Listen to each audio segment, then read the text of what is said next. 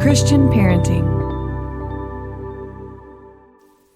Welcome to another Best of Little by Little Homeschool podcast episode. If you listened to Monday's episode, I gave a little bit of announcement. I'm just going to recap it real quick, just in case you didn't listen to it. But I was basically saying I need to add a little bit of margin. So me taking a little bit of time off, I'm not quite sure how much time, at least a couple of weeks. This is the first time I've done this in over 4 years. So there won't be new episodes, but I'm going to play some, we'll call them reruns. And I just hope that today's episode is exactly what you need to hear right now in this day, in this season, as you maybe close up the books for this homeschool year and you now shift gears and start looking at the summer, but also thinking and planning ahead for next homeschool year. Once again, if there are any resources that I can help you with, always go over to littlebylittlehomeschool.com, and there is just a variety of different things. So hopefully we'll meet you where you're at, and I pray that this episode is a blessing to you today. Whether you have kiddos that are approaching a graduation or not, you might have younger kiddos. I want you to listen for these ideas. Either way, get out your paper and a pen. I want you to write down these ideas, and then you can simply forget about them for a little while. You're going to tuck this piece of paper into your homeschool ideas folder. I know you have one of those. You have it somewhere. Or maybe you have notes on your phone. You can do that there as well. Wherever. Tuck it aside, because I can guarantee you're going to be thinking about it, and you're going to say, what was that she was talking about? And I'm going to tell you exactly what we did. We created I loved our homeschool graduation that we had for our daughter. I've got 2 more graduations ahead, and I'm just excited about that. The really neat thing is that we can create a graduation celebration that is for each individual child. Now, some of the things I did, so today I'm going to share with you the standard, what exactly I will do for my next 2 and they graduate as well. But for them, we probably won't make bouquets of flowers. We probably won't do the same type of colors of like mauve and pink. We'll go with what they want. But today I'm going to share with you the framework in order to create a homeschool graduation celebration that honors the entire family, honors the graduate, but also pulls people in to the homeschool lifestyle and gives them a glimpse of it and helps those that are maybe, we'll say, outsiders get to experience homeschool and hopefully possibly fall in love with it as well. Before we get started, I want to read a review from the podcast here. And this is from Leigh Creative, and it's very sweet. She said, I think this is a great podcast for any mama. It is warm and personal and encourages moms to slow down and take a breath. It really prioritizes what's important in life, your kids, and enjoying them now. I have been curious about homeschooling and am keeping it open as an option. If we ever go that route, I know Leigh would be a great resource. Mama, hey girl, let's go. Let's homeschool. Send me an email. But thank you. That's very, very sweet. If you can leave me a review, I would absolutely so appreciate it. Simply by leaving a review, it helps the podcast to be shared to other moms who are thinking about homeschooling or who are homeschooling. And it also provides me some feedback. So I really appreciate it. You can go ahead and scroll to the bottom of, you'd have to do it on Apple. You can go into iTunes if you're on a laptop or something. But scroll to the bottom on your iTunes app and go ahead and just leave a review. It's really super simple to do, and I appreciate it. Thank you very much. Okay, so let's go back. I started thinking about a graduation celebration probably about middle of high school at the latest. I think in the back of my mind, I always thought about it. I came from attending a public high school, and so to me, very standard high school graduation. Everybody walks across the stage, you have your cap and gown, there's certain traditions, there's things that you do. And even though I graduated from a semi-small, there's about 100 of us or so, there was still, a lot of pomp and circumstance, and to me, that was what graduation had to be. Now, I do want to say I do have friends, and I know people who participate in homeschool graduation ceremonies that are very much like that, and they love it. That's what they want for their family. That's fantastic. If that's what you want for your family, go for it. But if you're like, maybe I don't know if I do or not, or that's not what I want for my family, I want to share with you what we did instead. And it doesn't mean that doing a traditional ceremony, if there's anything wrong with that. Again, with the homeschool lifestyle, you get to create what it's going to be. And so for us, this is what we created and just loved it. So I started doing some research, probably the beginning of her 12th grade year, reading blog posts and reading just different things. And all of them were very much still focused on a traditional high school graduation. And, I was able to kind of pull some things, but most of them I was just like, that's not what we want. We're graduating from homeschool. This has been a complete transformation of our family. And I wanted to represent that well, let's say. So I did lots of research and I was like, I'm not really liking any of that stuff. And I wanted to honor our homeschool lifestyle.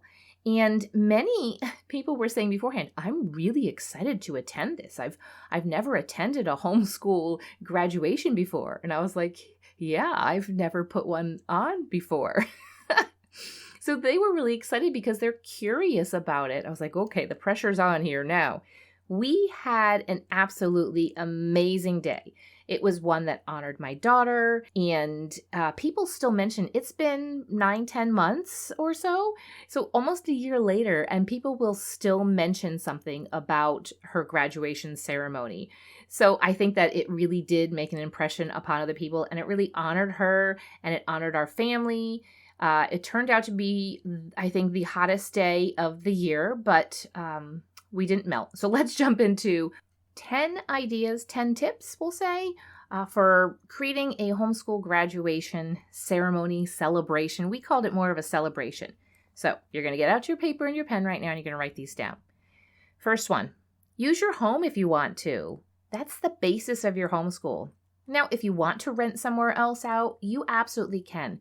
For us, we were doing it on a small budget, and also we enjoy our home. We enjoy our home and our property. It's not a huge home. It's not a very big property at all, but we wanted to, for me, it was also just easy. It's just to do everything here instead of carting everything somewhere else. We just wanted to do it. We just want to be here, and our daughter really enjoys being home, and we wanted to honor that as well. So home is the basis of your homeschool, and so it's a perfect place to do it. Now, you don't need to do anything fancy. You don't need to build a new deck. You don't need to put in a swimming pool for this. I have seen some really crazy things, people getting ready for a graduation. I give you full permission to not put in some cabana or something. You don't have to do anything extreme or big. Just use your home as it is, but also get it ready. We decided to use outdoors, our backyard, and we had the indoors available if anybody wanted to come in. Like I said, it was a really hot day. We had the air conditioning blasting inside, and obviously people needed to come in to use the bathrooms. We got the inside of the house, cleaned up and straightened up, but we used the outside. We didn't do extravagant yard work. I didn't go and plant a whole new tree line or anything. Cleaned up what we had, mowed the lawn, and just kind of spruced things up. I had some, fresh potted flowers on the porch steps and just different things around that would just add just a little bit of color to things. So if you plan on doing something outdoors like we did, I would suggest having some type of rain date just in case. You could move it indoors, but it would depend upon how many people you have coming. We invited a lot of people. I think, I don't remember quite. It was probably somewhere between 75 and 100 who actually came over. So it wasn't something, especially during the ceremony, we didn't necessarily want to do it inside, but we could. If our rain date ended up raining on that day as well, we would have just moved it inside. We wouldn't have picked a third date. We decided, so also think about where you live and what would be the best months. For us, May, June are beautiful and perfect, especially the end of May. So we chose that time frame to do it. So work with the state or the country, wherever you live, work with your climate. Don't go and do it on something where it's going to be way too hot or it's going to be too cold. The second thing is do an open house type style. You'll be able to get more people that'll be available to come. Some people might not be able to come at 1 o'clock in the afternoon, but they can certainly stop by at 5 o'clock. So we started with an open house. We said a certain time we're going to start and a certain time we're going to end. Keep the costs down. Send out evites, just a free evite to everybody, and explain to them that it's an open house style, But if they wanted to attend the homeschool celebration, that would be at a certain time. So it gave people the option. Those who wanted to participate and wanted to watch that, they could come and do that. Some people were just not available to do it, or maybe some just weren't interested in that part but had time to stop by for the open house. That's absolutely fine. We invited family. I would suggest even inviting family that you know probably cannot come because of distance. That's okay. It's really nice to be able to be included in such a thing. So invite family. It lets your kiddo invite their friends, which is really easy when you have an evite. I just forwarded her the evite and she sent it on to her friends. We even invited the families of her friends because we've gotten to know them. Then we also just invited family friends, people from church, and just those that had been watching her grow up and just be a part of who she was. We also invited family friends that were lived at a distance, knowing that they most likely couldn't come. But again, it's nice to be included and invited to such a thing. Number 3 is to set like a schedule, and it doesn't have to be solid in stone, but if you say you're going to start at 1 o'clock, be ready to receive people at 1 o'clock.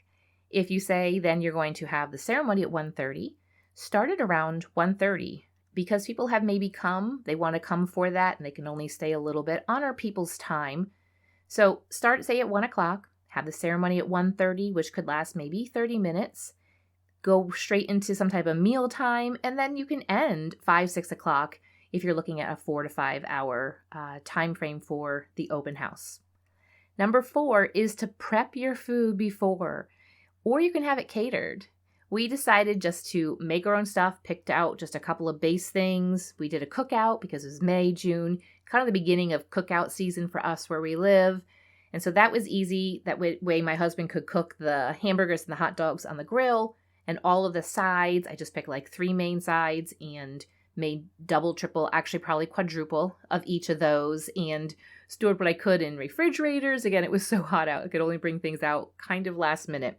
But then I outsourced the cake, just had the grocery store, just had them make it, just figured one big, huge sheet cake. That would make it easy. Have lots of different drinks. We had obviously lots of water bottles. If you have kids coming, they love to have juice boxes. You can have sodas, sparkling drinks, whatever it is that you think people might like to have. Have ice, have those in buckets of ice so things are nice and cooled down. Especially if it's a hot day, they can drink a nice cold bottle of water. They would enjoy that. So prep all your food beforehand. Think about how many days you need to be working on that beforehand. You're making potato salad. Okay, I need to put hard-boiled eggs in that. It would be easy for me to make the hard-boiled eggs like 3 days in advance, but then not have and get all of that ready, get the different parts ready, and then not actually mix it all together until that day. So number 5 would be to set up the space. We decided to use our garage. We have a detached garage. Our home is really old, and the garage is probably built in the early-ish 1900s. And so it's pretty cool inside. I like the woodwork, and it's just old, and it's something that she enjoys the character of that. So we decided to utilize that space. So we would have a covered area to be able to put all of the food in, set up the tables, put the food on, have all the paper products, have all of the drinks. We had an area set up in there where people could leave notes for her in a notebook, leave gifts and envelopes. And then also we had, I think, yes, it was inside there. James had a TV set up. We put together a slideshow of pictures of her throughout the years. So just put that like into a TV that he just mounted on the wall in there with a thumb drive, and it just went through the slideshow. So it was kind of neat because we moved here when my daughter was just turning 13. So a lot of people hadn't seen a lot of things from her when she was younger. So that was nice. So set up the space, borrow chairs. We then did the entire ceremony in our backyard, which is right behind our garage. So everything was right in the same area. Borrowed chairs, kind of put out like an SOS. Does anybody have any chairs we can borrow? And then in the Evite, I just asked people if they could bring lawn chairs, just folding chairs. No one complained. If somebody asked me to bring that, I'd be like, sure. I wouldn't expect somebody to have enough seats for 75 to 100 people. So just had people bring seats and had them kind of lined up in an area in the back before the ceremony, and then you could kind of move around as you wanted to. Number 6, this idea was brilliant, and I don't know that I want to take 100% credit, but like I'm not patting myself on the back. I'm just saying I am so glad that we did this. We hired a photographer, which sounds extreme, but it's just somebody that I knew or I had met through. I didn't know her too crazy well, but I knew her well enough to reach out and say, hey, could you come for, I think she came for an hour, hour and a half. So paid for her traveling to us for that hour, hour and a half, and then for her to travel back home. And then within, I think, a few days or a week, she sent me the pictures. Oh my goodness. I am so glad we did this because I can tell you right now, I wouldn't have gotten any pictures. And these pictures that she took were phenomenal. They were just beautiful pictures. She had an actual real camera instead of me with my iPhone trying to take pictures, which would have been fine and nice. But I think I maybe took a couple of pictures that entire day. Because again, I was in a dress, so there was nowhere to put a phone. And I was too busy. By hiring a photographer to just capture moments of during our ceremony and to capture casual times when people were there really took the stress off, and we could enjoy the time, and we can look back now and see these amazing, amazing pictures and everything that she took. So I would highly recommend putting aside a little bit of the budget so that you can hire somebody to come in from the outside.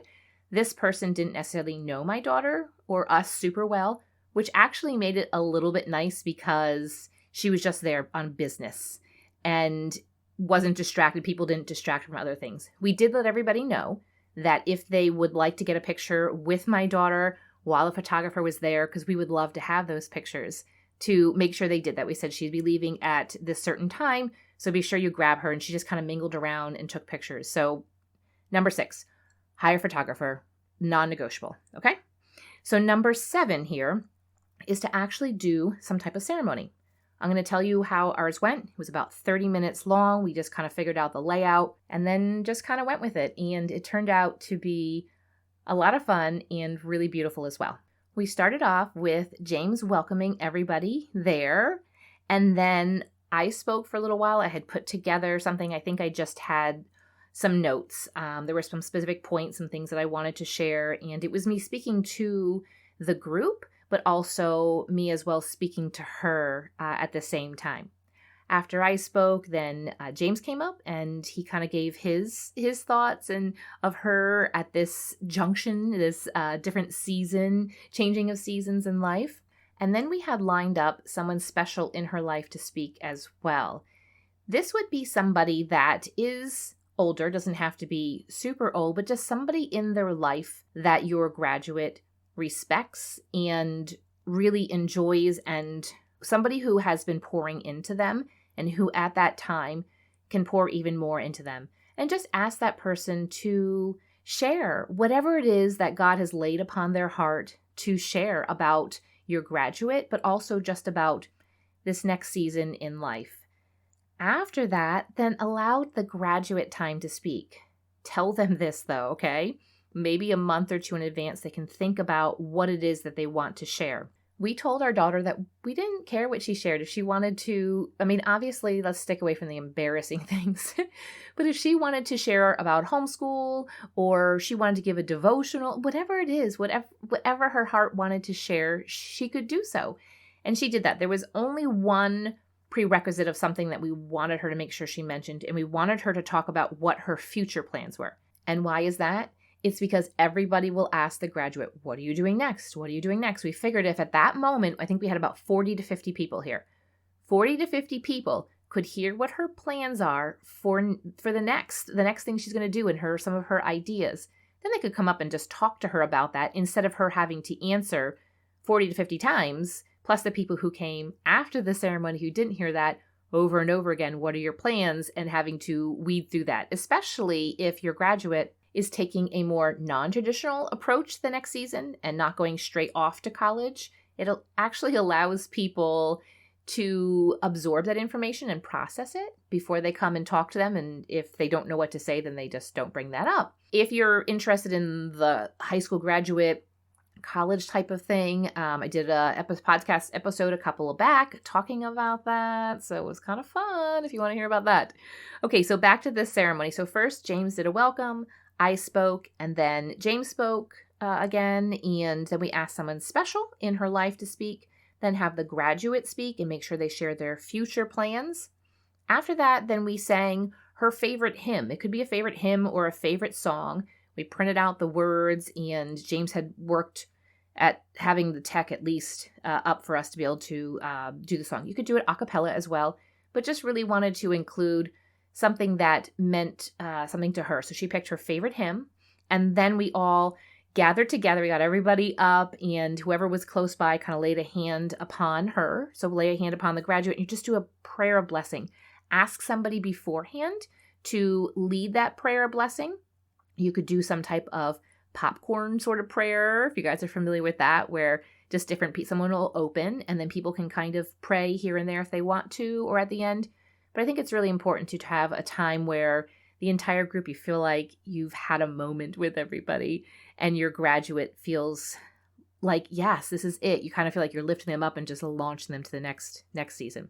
Number 8, eat, have food, have lots of food for people, have more food than you think you're going to need, but maybe not too much, because I think I had way too much. It ended up being really hot. And when it's really hot, people don't want to eat a lot. But eat, move into the eating time. We still had to cook hamburgers and hot dogs, so we let people know this beforehand in the evite. So I come over at 1 o'clock, ceremony at 1:30, and we'll be eating around 2:30, 3 o'clock. So that gave us a little bit of time.